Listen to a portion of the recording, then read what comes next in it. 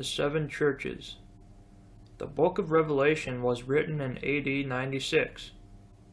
The writer was the Apostle John. He was told to write the things which he saw and heard.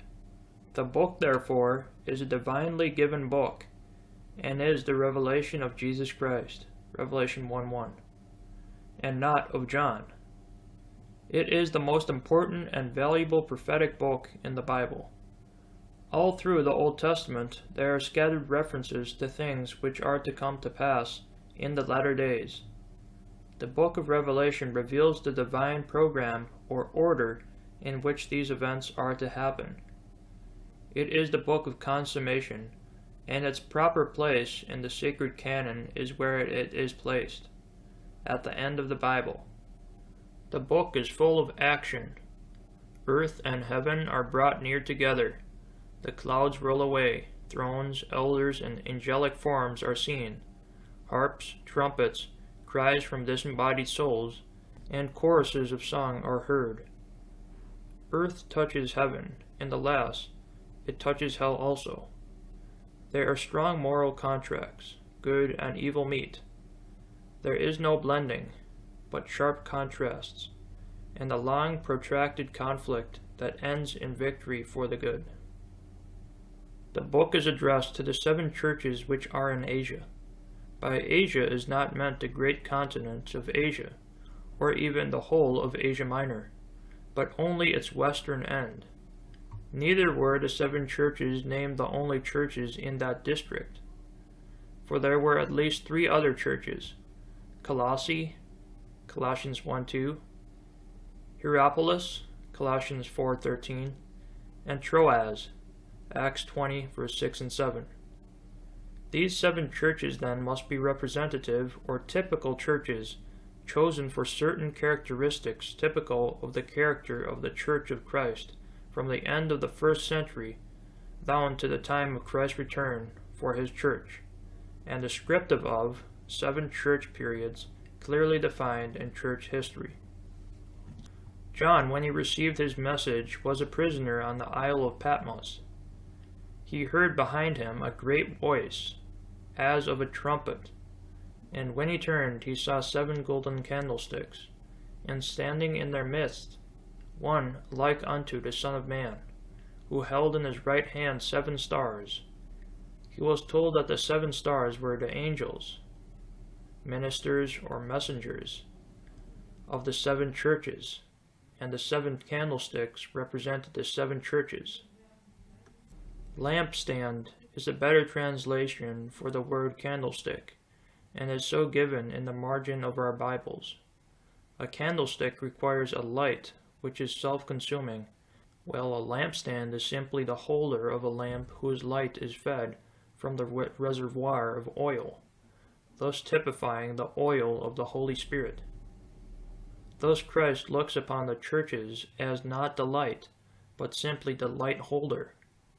The use of the figures, lampstands, and stars, which are only for service in the night, indicates that we are living in the night of this age. The key to the interpretation of the book of Revelation is its threefold division. Revelation 1:19. Part 1. Things past. The things which thou hast seen. The vision of Christ in the midst of the lampstands. Chapter 1. Part 2. Things present. The things which are. Obviously, the 7 churches. Chapters 2 and 3. John was not far from 100 years old, and the only remaining apostle. The temple and city of Jerusalem had been destroyed, and the Jews dispersed 26 years before, and John's attention was called to the condition of the 7 representative churches of Asia. Part 3. Things future. The things which shall be hereafter. Beginning with the 4th chapter unto the end of the book. Revelation 4:1. It is worthy of note that the messages to the 7 churches are inserted between 2 visions, the vision of Christ in the midst of the 7 lampstands in chapter 1, and the vision of the 24 elders round about the throne in chapter 4. As chapter 4 is a vision of the glorified church with the Lord after it has been caught out, 1 Thessalonians 4 verses 13 through 15, then the second division of the book, the things which are, and which include chapters 2 and 3, must be a description of prophetic outline of the spiritual history of the church, from the time when John wrote the book in AD 96 down to the taking out of the church, or else we have no prophetic view of the church during that period, for she disappears from the earth at the close of chapter 3 and is not seen again until she reappears with her Lord in chapter 19. This we shall find to be the case. This interpretation of the messages to the 7 churches was hidden to the early church, because time was required for church history to develop and be written, so a comparison could be made to reveal the correspondence. If it had been clearly revealed that the 7 churches stood for 7 church periods that would have to elapse before Christ could come back, the incentive to watch would have been absent.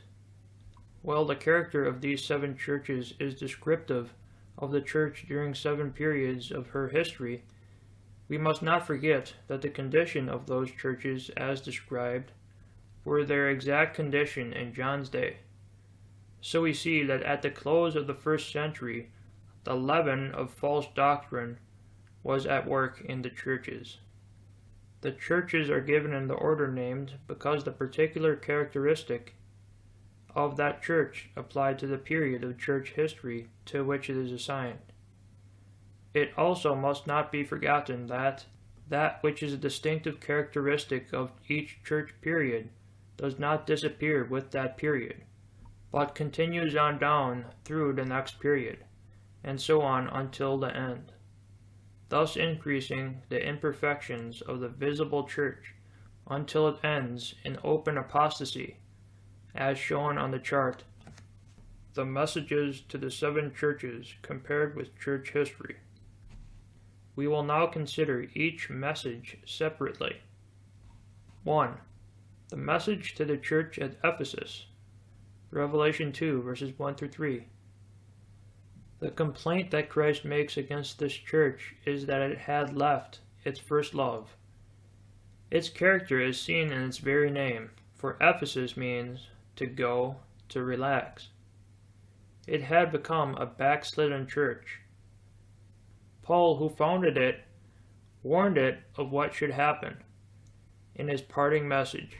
Quote, I know this, that after my departing shall grievous wolves enter in among you, not sparing the flock. Also of your own selves shall men arise, speaking perverse things, to draw away disciples after them. End quote. Acts 20 verses 29 through 30. The significance of this warning is seen in the commendation of the message, verse 6. Quote, But this thou hast, that thou hatest the deeds of the Nicolaitans, which I also hate. End quote. Here, Paul's wolves are the Nicolaitans.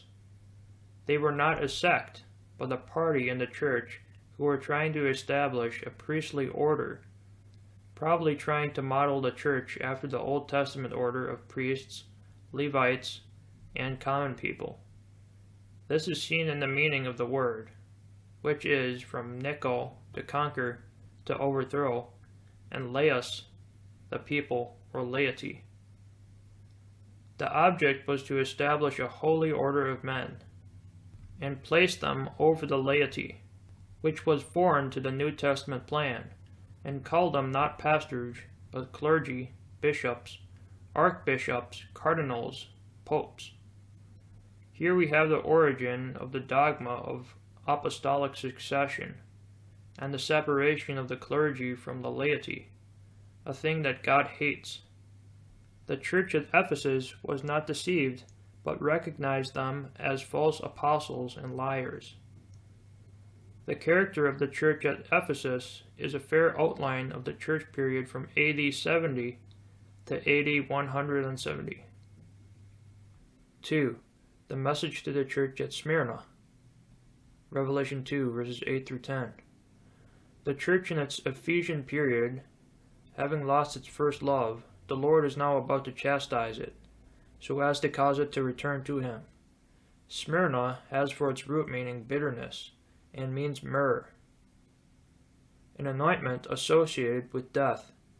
And we see in the meaning of the word a prophecy of the persecution and death which was to befall the members of the Smyrna church. They were told not to fear the things that they should be called on to suffer, but to be faithful unto death, not until death. That is, not until the end of their natural life. They were not to recant when called upon to face a martyr's death, but remain faithful until death relieved them of their suffering. The reward would be a crown of life. This is the martyr's crown. They were told that the author of their suffering would be the devil, and its duration would be 10 days, which was doubtless a prophetic reference to the 10 great persecutions under the Roman emperors, beginning with Nero, AD 64, and ending with Diocletian in AD 310. 7 of these great persecutions occurred during the Smyrna period of church history, so it may refer to the 10 years of the last and fiercest persecution under Diocletian. This period extended from AD 170 to Constantine AD 312. 3. The message to the church at Pergamos. Revelation 2, verses 12 through 14. In this message, Pergamos is spoken of as Satan's seat. When Attalus III, the priest-king of the Chaldean hierarchy, fled before the conquering Persians to Pergamos and settled there, Satan shifted his capital from Babylon to Pergamos. At first he persecuted the followers of Christ, and Antipas was one of the martyrs. But soon he changed his tactics and began to exalt the church, and through Constantine united the church and state, and offered all kinds of inducements for worldly people to come into the church. Constantine's motive was more political than religious. He wished to weld his Christian and pagan subjects into one people, and so consolidate his empire. The result of this union was that 2 false and pernicious doctrines crept into the church. The first was the doctrine of Balaam, and the second the doctrine of Nicolaitans. The latter we have already considered under the message to the church at Ephesus, and the foothold it had secured in the church was seen in the first great council of the church held at Nicaea in AD 325. The council was composed of about 1,500 delegates, the laymen outnumbering the bishops 5 to 1. It was a stormy council, full of intrigue and political methods, and from the supremacy of the clergy over the laity, it was evident that the doctrine of the Nicolaitans had secured a strong and permanent foothold. The doctrine of Balaam is disclosed in the story of Balaam found in the book of Numbers, chapters 22 to 25 inclusive. When the children of Israel on their way to Canaan had reached the land of Moab, Balak the king of Moab sent for Balaam the son of Beor, who lived at Pethor on the river of Euphrates, to come and curse them. When the Lord would not permit Balaam to curse Israel, he suggested to Balak that he invite them to the licentious feasts of Baal Peor, and thus cause Israel to fall into a snare that would so anger the Lord that he would himself destroy them. This Balak did, and the result was that when the men of Israel went to those sensual feasts and saw the daughters of Moab, they committed whoredoms with them, which so kindled God's anger that he sent a plague that destroyed 42,000 of them. Now the word Pergamos means marriage, and when the church entered into a union with the state, it was guilty of spiritual fornication, or Balaamism. The Balaam method that Constantine employed was to give to the bishop of the church a number of imposing buildings called basilicas, for conversion into churches, for whose decoration he was lavish in the gift of money. He also supplied superb vestments for the clergy, and soon the bishop found himself clad in costly vestments, seated on a lofty throne in the apse of a basilica, with a marble altar adorned with gold and gems on a lower level in front of him. A sensuous form of worship was introduced, the character of the preaching was changed, and the great pagan festivals were adopted with but little alteration to please the pagan members of the church and attract pagans to the church. As illustration, as the winter solstice falls on the 21st day of December, which is the shortest day in the year, and it is not until the 25th that the day begins to lengthen, which day was regarded throughout the heathen world as the birthday of the sun god, and was a high festival, which was celebrated at Rome by the great games of the circus.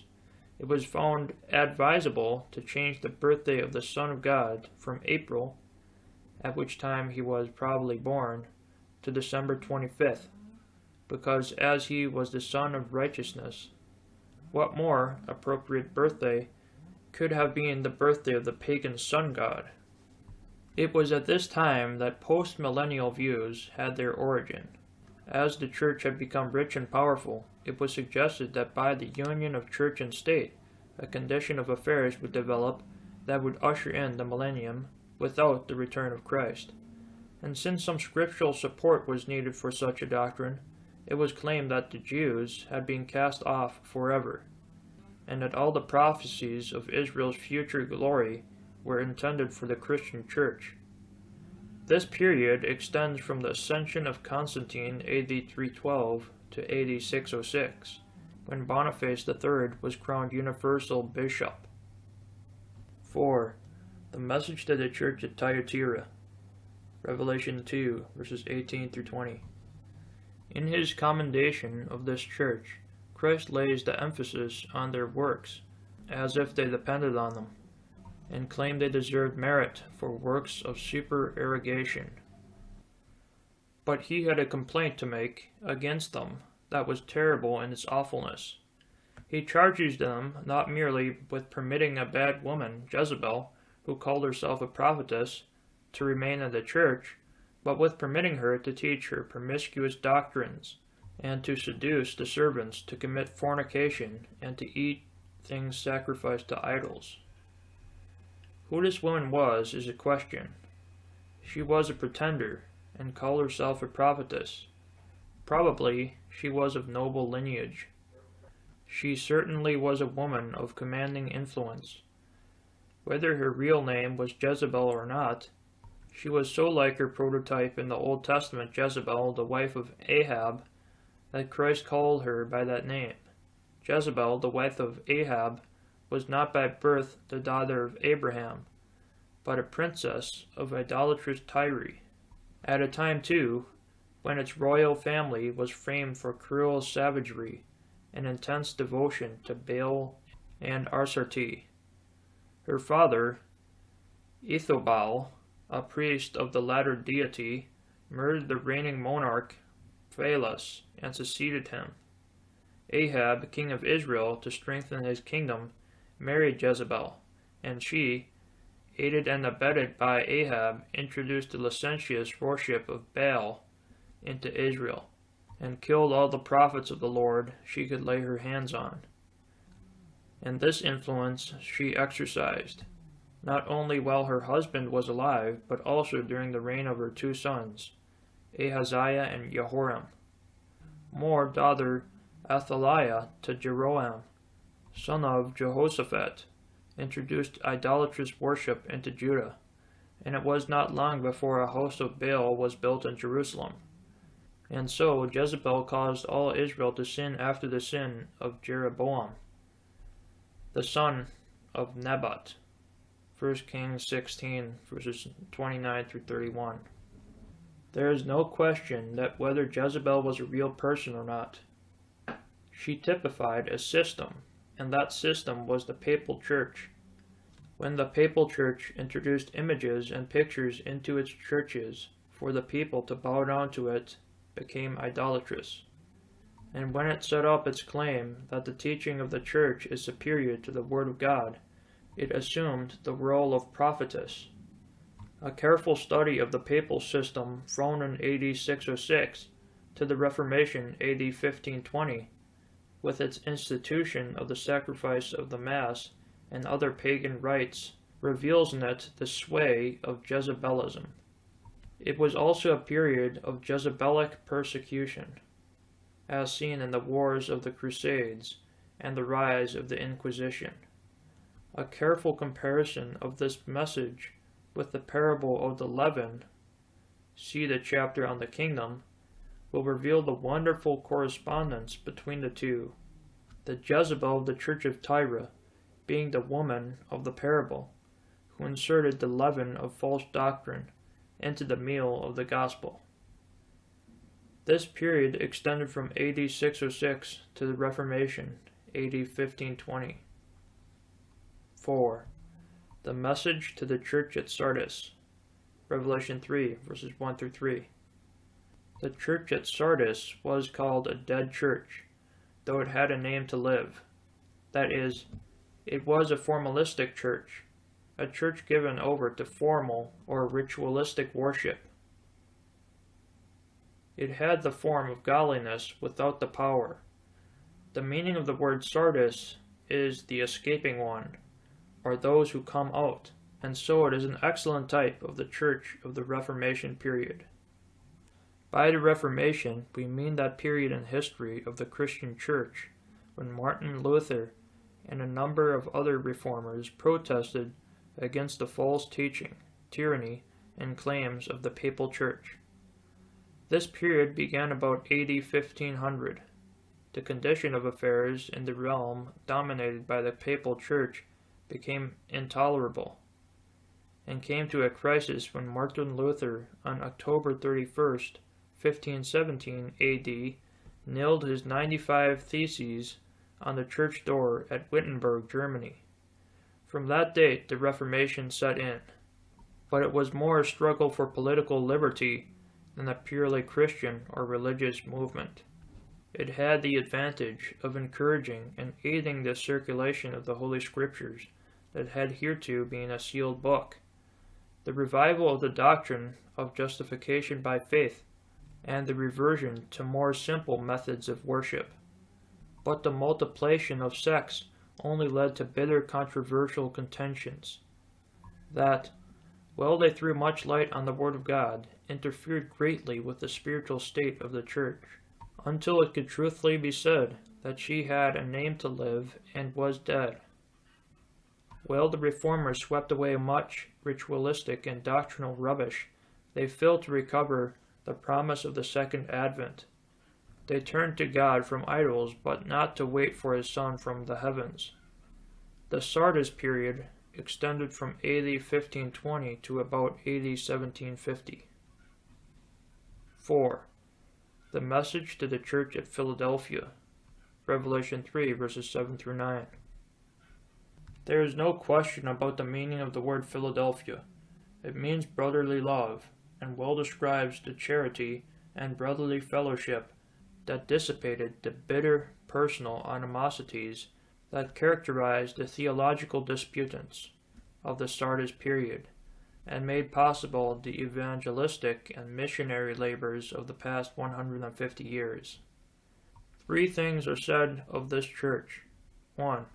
It had a little strength, and was like a person coming back to life who was still very weak. It was the dead Sardis church revived. The revivals have been characteristic of the Philadelphia period. These revivals began with George Whitefield in AD 1739, followed by John Wesley, Charles G. Finney, and D.L. Moody. 2. It had set before it an open door that no man could shut. Note that this promise was made by Him, who hath the key of David. He that openeth, and no man shutteth, and shutteth, and no man openeth. In 1793, William Carey sailed for India, where he found an open door, and since the Lord has opened the door into China, Japan, Korea, India, Africa, and the isles of the sea, until there is not a country in the world where the missionary cannot go. 3. It was to be kept from the hour of temptation, tribulation, that should come upon all the world. As the Church of Philadelphia is still in existence, and the only one of the 7 that has survived, and while it suffered more or less under the 10 persecutions of the Smyrna period, it has never yet suffered in persecution that was worldwide. This hour of temptation, then, must be still future, and refers doubtless to the great tribulation that is to come upon the whole world, just before the return of the Lord to set up his millennial kingdom. And as the promise is that the Philadelphia church shall not pass through the tribulation, is not this additional proof that the church shall be cut out before the tribulation? The Philadelphia period covers the time between AD 1750 and AD 1900. We must not forget that the characteristics of all these periods continue on in the church down to the end. This is true of the evangelistic and missionary movements of the Philadelphia period, but they are now more mechanical and based on business methods, and there is less spiritual power, and this will continue until Christ returns. 7. The message to the church at Laodicea, Revelation 3, verses 14 through 16. Christ has no condemnation for this church, but much of to complain of. He says, quote, I know thy works, that thou art neither cold nor hot. I would thou wert cold or hot. So then, because thou art lukewarm, and neither cold or hot, I will spew thee out of my mouth. End quote. There is nothing more disgusting or nauseating than tepid water. So there is nothing more repugnant to Christ than the tepid church. He would rather have a church frozen or boiling. It was the chilly spiritual atmosphere of the Church of England that drove John Wesley to start those outside meetings which became so noted for their religious fervor, and it was the same chilly atmosphere of the Methodist Church that drove William Booth in turn to become a red-hot Salvationist. Our churches today are largely in this lukewarm condition. There is very little of warm-hearted spirituality. There is much going on in them, but it is largely mechanical and of social character. Committees, societies, and clubs are multiplied, but there is an absence of spiritual heat. Revival meetings are held, but instead of waiting on the Lord for power, evangelists are paid, singers are hired, and soul winning is made a business. The cause of this lukewarmness is the same as that of the Church of Laodicea: self-deception. Quote, because thou sayest, I am rich, and increased with goods, and have need of nothing, and knowest not that thou art wretched, and miserable, and poor, and blind, and naked. End quote. They thought they were rich, and outwardly they were, but Christ saw the poverty of their heart. There are many such churches in the world today, more so than in any other period in the history of the church. Many of these churches have cathedral-like buildings, stained with glass windows, eloquent preachers, paid singers, large congregations. Some of them have large landed interests and are well endowed, and yet they are poor. Many of the members, if not the majority, are worldly, card-playing, dancing, and theater-going Christians. The poor and the saintly are not wanted in such churches because their presence is a rebuke. These churches do not see that they are wretched, miserable, poor, blind, and naked. If we were to visit such churches, they would take pride in showing us the building. They would praise the preaching and singing. They would boast of the character of their congregations, the exclusiveness of their membership, and the attractiveness of all their services. But if we suggested a series of meetings for the deepening of the spiritual life or the conversion of the unsaved, they would say, quote, "Oh no, we do not want such meetings. We have need of nothing." End quote.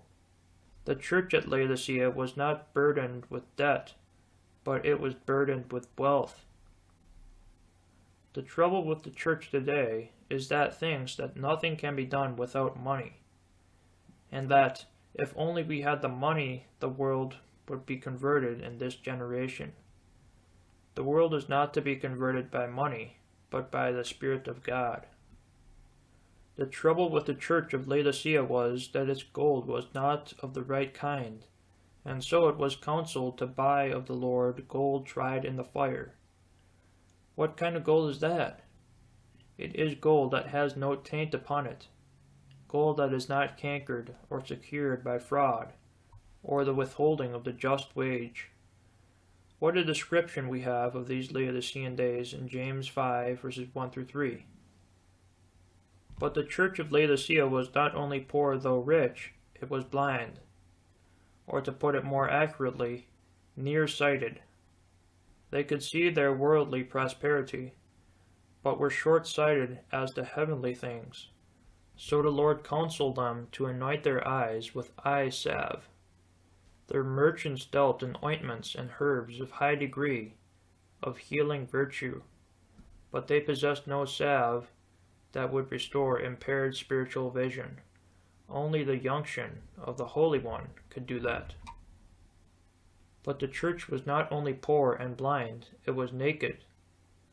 Their outward garments were doubtless of the finest material and the latest fashionable cut, but not such as should adorn the person of the child of God.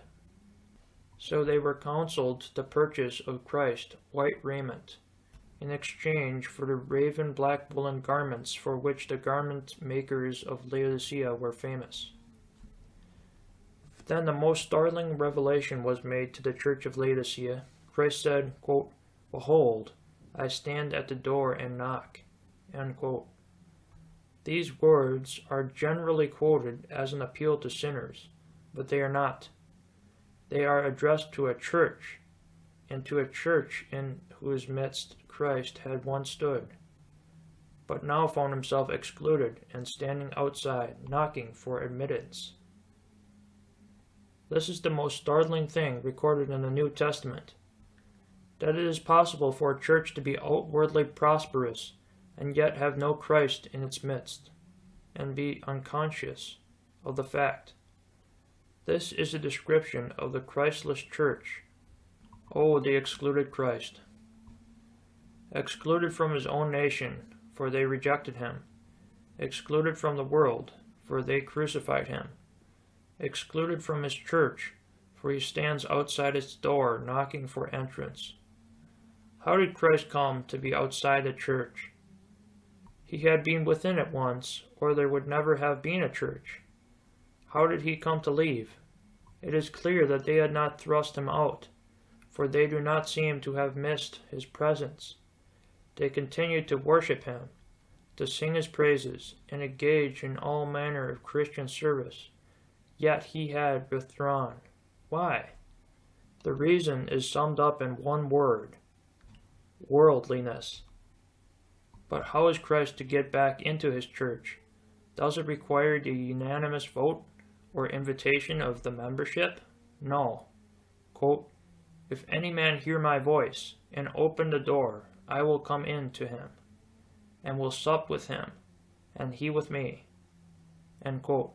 That is, the way to revive a lukewarm church is for the individual members to open their hearts and let Christ re-enter and thus open the door for his reappearance. The character of the church today is Laodicean, and as the Laodicean period is to continue until the church of the newborn is taken out, we cannot hope for any great change, until the Lord comes back. If Christ should come today, I'll not be here tomorrow. He'll take his ransomed ones away from death and sin and sorrow. In the mid-air he'll come to call his loved ones home, to take them to the place prepared, as he before he left declared.